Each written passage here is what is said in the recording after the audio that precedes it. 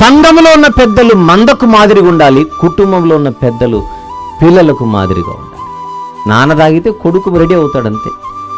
నాన్నకు తాగుడు అలవాటు ఉంటే వాడు టైం కోసం వెయిట్ చేస్తుంటాడు అంతే, రాగానే వాడు ఓపెన్ అయిపోతాడు. సినిమాలకు తిరిగే అలవాటు ఉంటే పెద్దలకు కదే అలవాటు వస్తుంది. ఆదివారం రాగానే పెద్దలైన వారు అందరికంటే ముందు పరుగున మందిరానికి బయలుదేరుతుంటే పిల్లలు వాళ్ళకంటే ముందు బయలుదేరడానికి సిద్ధపడతారు.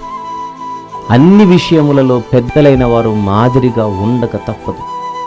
అలాగని పిల్లలు ఎదురుగా నటించమని చెప్పట్లేదు నేను, నటించమని చెప్పట్లేదు. సహజంగా రావాలి, సహజంగా రావాలి.